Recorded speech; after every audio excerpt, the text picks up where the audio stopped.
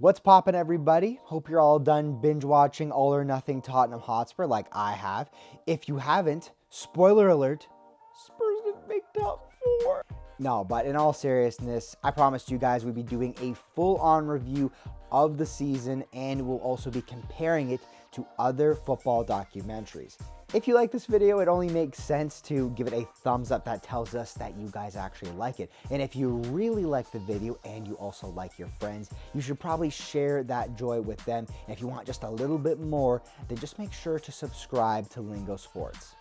Now, without further ado, let's start our review of All or Nothing Tottenham Hotspur. Football documentaries in the past that give us the supposed exclusive inside access through a season can tend to reveal some toxic culture or just kind of taint the image of a club overall. So clubs have to know the risks coming in. But those can be few and far between with top clubs who control more of what you see on your TV screen. That rhymed, unintentionally. But what can't be concealed is the results on the pitch. Looking at some more recent documentaries on clubs like First Team Juventus, All or Nothing Manchester City, Matchday Barcelona, and even inside Borussia Dortmund, what you see is more or less a puff piece. But that's not really a big stretch though when you're winning a lot or winning titles more specifically, and it allows you to show off the specific traits you want to be exposed for your club, or let's just say push certain narratives.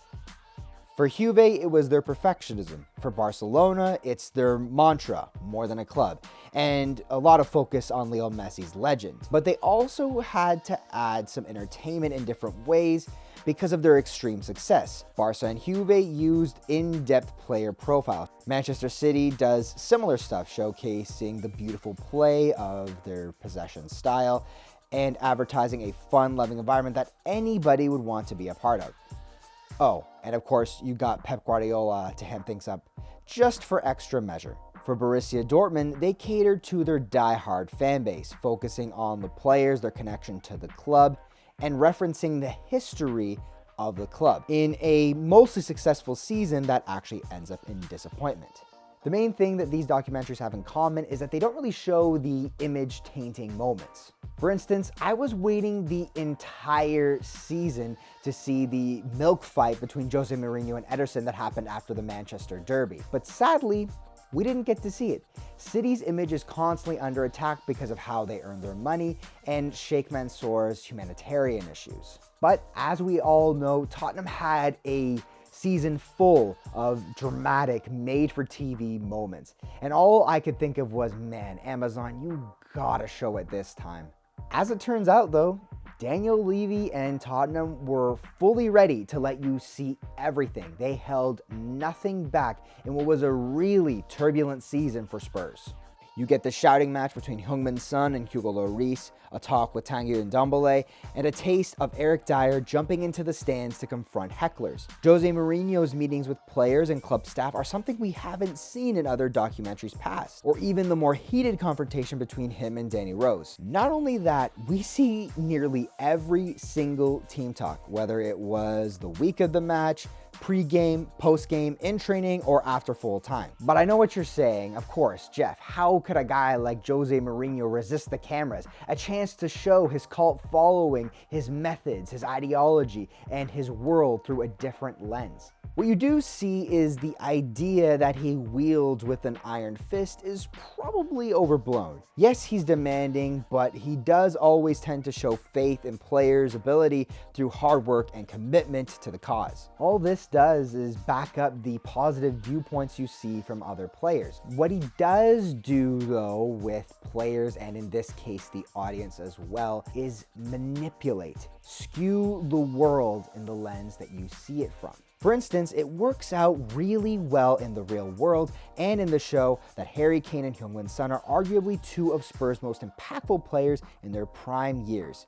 In a managerial sense, the rest of the squad has to respect them during his reign.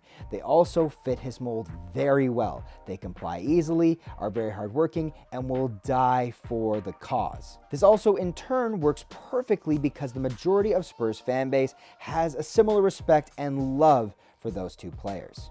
Of course, for Jose at this moment in his career, he is often vilified and has a stigma of tearing clubs apart from the inside. Which brings us now to Daniel Levy, who has been under heavy criticism from Tottenham fans. In contrast to the previously mentioned documentaries, Levy allows you to see behind the curtain.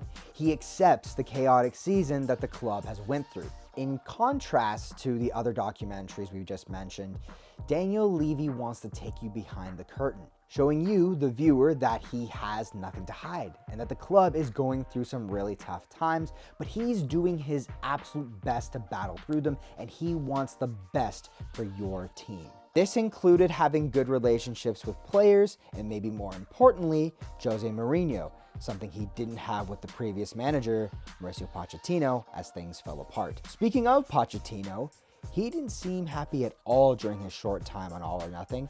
By his accounts, it seemed like he wasn't going to pull any punches either. Makes you wonder, did Daniel Levy think that he couldn't have Mauricio Pochettino exposing his club? And maybe, did that lead to Pochettino's sacking? Of course, leading up to this season, there was the ongoing transfer saga of Christian Eriksen, where Levy, in the documentary, tries to spin the narrative of a player and an agent not being helpful in his move. This is Daniel Levy's manipulation of facts, which, in my opinion, is the story of All or Nothing Tottenham Hotspur.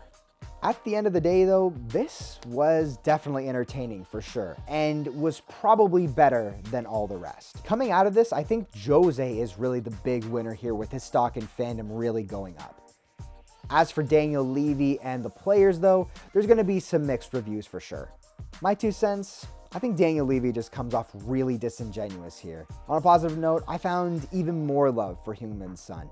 Just one of the best guys in football. Let us know your thoughts on All or Nothing Tottenham Hotspur in the comments below. And remember to like, share, and subscribe to Lingo Sports for more. And if you want even more, you can follow us with these socials here, which are also in the description below. Until the next video, take care.